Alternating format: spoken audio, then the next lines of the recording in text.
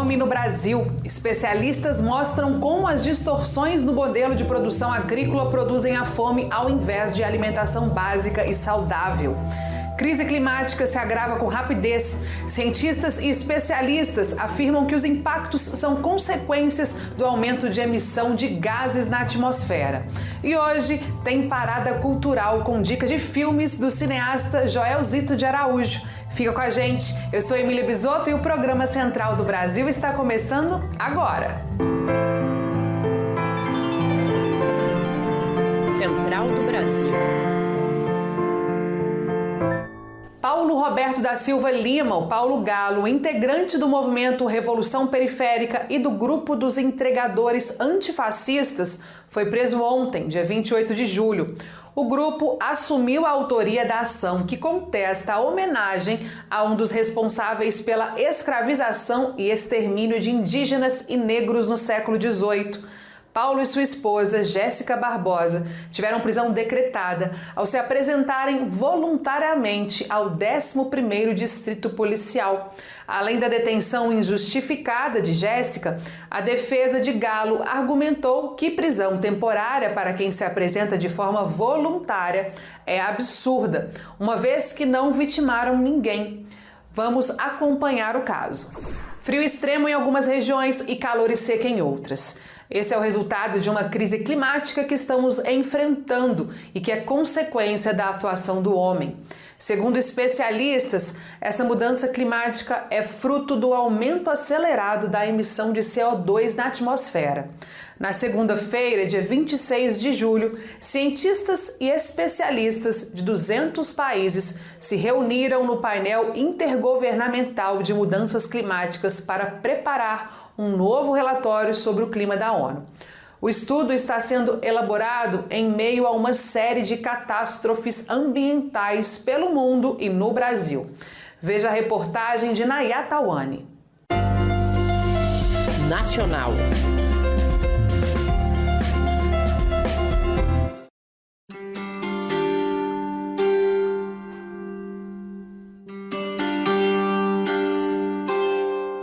O Brasil atualmente vem sofrendo com temperaturas baixíssimas no inverno. Em Santa Catarina, por exemplo, foram registrados em junho 3 dias seguidos de neve, fenômeno que não acontecia há 21 anos. Em São Paulo, a onda de frio matou 12 pessoas. Já em países como Canadá e China, chegaram a registrar 49 graus Celsius no final de junho e poucas semanas depois, sofreram com enchentes que inundaram algumas cidades. Stella Hershman, especialista em política climática do Observatório do Clima, explica que esses eventos são consequências da destruição ambiental e ecológica. A crise climática que a gente já vive, como grande parte de vocês já sabe, ela é causada por um aumento sem precedentes da concentração de gases de efeito estufa na atmosfera. Aumento esse causado pelo homem. Então, são as emissões antrópicas de vários gases, o principal deles e o mais conhecido é o CO2, que está muito associado à queima de combustível fóssil e à Revolução Industrial. De acordo com o painel intergovernamental de mudanças climáticas, o mundo está se aproximando de um aquecimento médio de 1,5 graus Celsius. O professor Rafael Franca, do Departamento de Geografia da Universidade de Brasília, afirma que os impactos da crise climática são piores para a população pobre. Quando uma chuva forte atinge uma cidade, por exemplo, ela não atinge a todos os habitantes dessa cidade da mesma forma. Populações que vivem nessas situações de vulnerabilidade, como eu falei, vão enfrentar maiores desdobramentos, maiores impactos e também vão ter mais dificuldade para superar esse evento extremo. Então, as populações em situação de vulnerabilidade serão sempre as mais atingidas. São para essas populações que o risco climático é maior. O aumento do desemprego e a falta de renda agravou uma série de problemas no país, entre eles a fome e a miséria. A distribuição de cortes de ossos bovinos realizado por um açougue em Cuiabá, no Mato Grosso, é apenas um exemplo dessa triste realidade.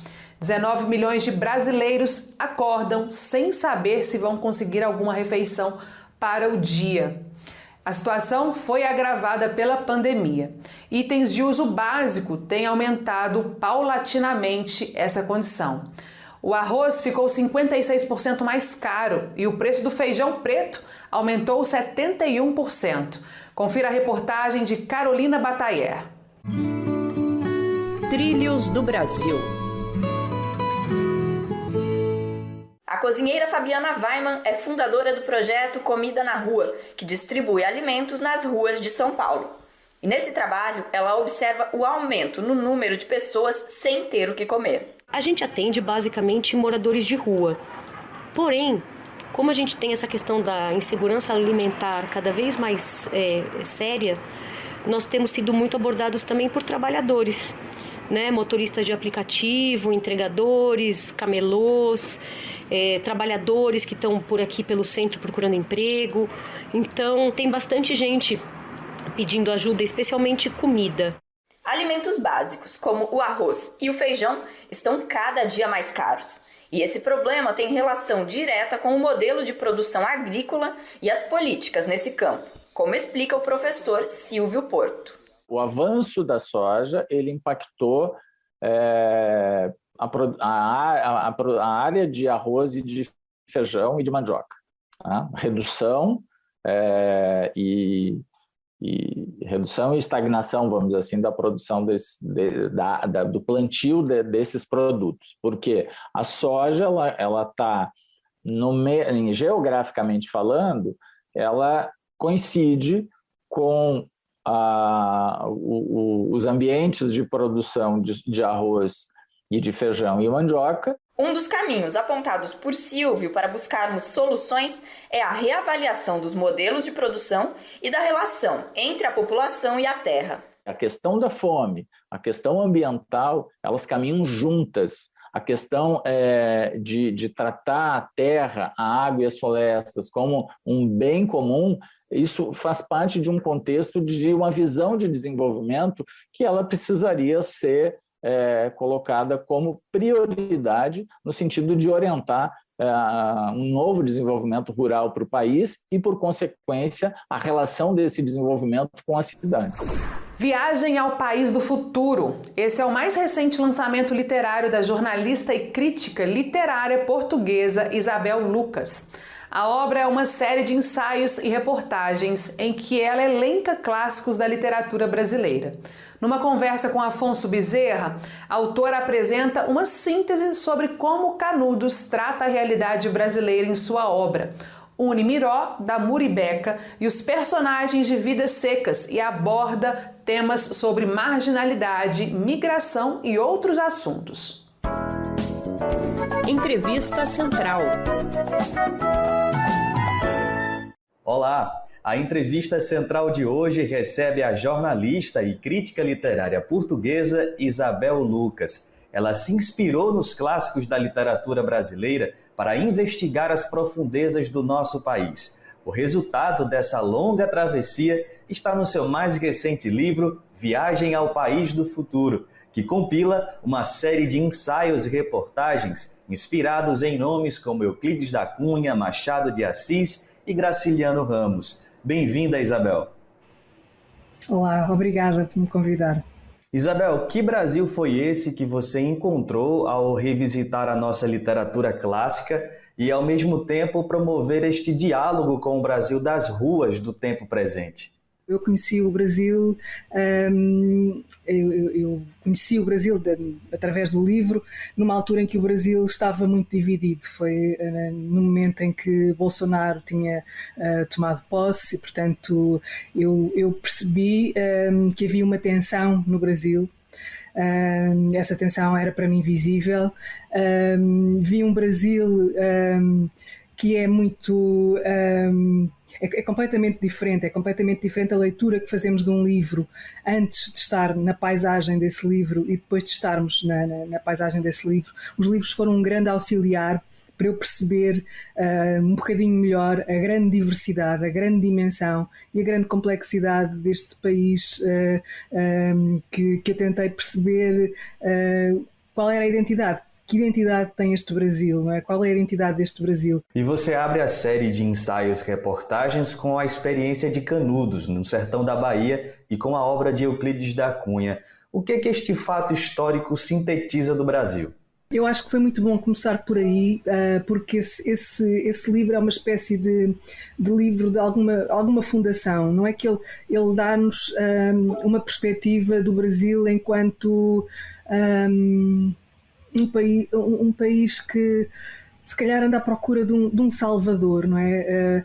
Aquela figura que encontramos nos sertões de Euclides da Cunha é uma metáfora talvez disso, e aquela guerra ali também é uma espécie de que une e desune, não é? E que de alguma maneira nos dá um ponto de partida que é uma espécie de tentativa de união numa sociedade muito difícil de unir, porque é uma sociedade muito complexa, uma sociedade que se fundou numa espécie de ferida, não é? Que tem a ver com a colonização, que tem a ver com o dizimar dos povos indígenas, portanto, com a maneira como se vive a religião, ou a religiosidade, esta palavra difícil. Em outro ensaio, você une Miró da Muribeca, poeta de rua do Recife, com a obra Vidas Secas, de Graciliano Ramos. O que estes dois universos têm em comum e o que eles discursam sobre o país?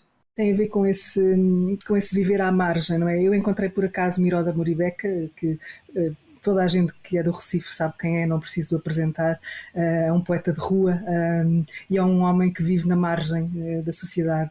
E o livro do Graciliano Ramos fala-nos dessas pessoas, né? Das pessoas que estão à margem, que se deslocam, que procuram qualquer coisa de maior na vida, além daquilo que lhes está destinado. Portanto, estas duas, encontrar o Miró, neste caso, foi uma sorte, foi ótimo conhecer o Miró, e foi muito, muito bom poder encontrar esta pessoa que me ajudou a contar uma história difícil, uma história muito dura, que é esse romance de Graciliano Ramos sobre esses à margem, não é?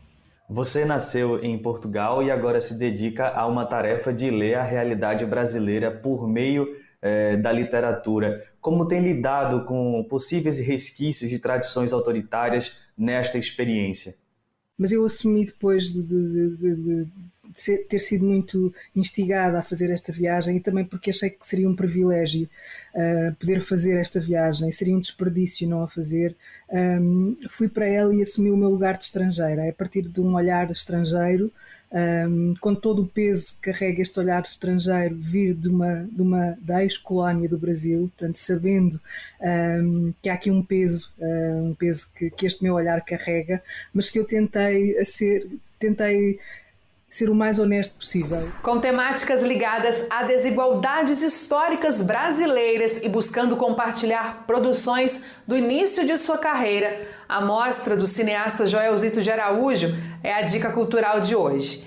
Ele que contribuiu com produções do que veio a ser intitulado como Cinema Negro, tem 9 filmes da década de 80 e 90 expostos na mostra. Confira. Parada Cultural.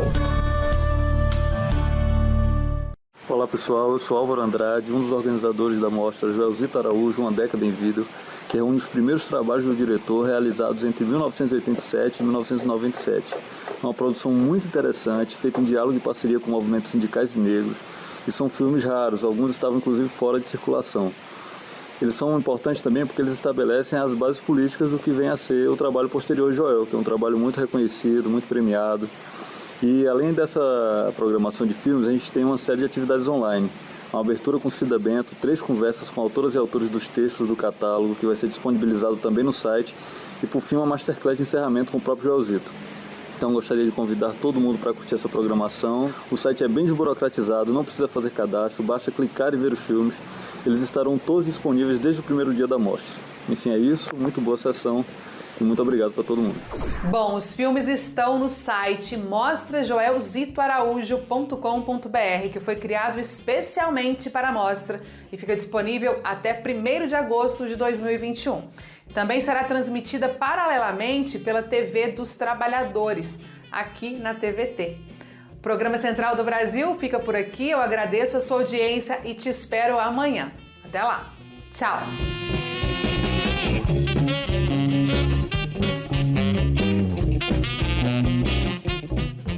Central do Brasil, a rede de comunicação dos movimentos populares.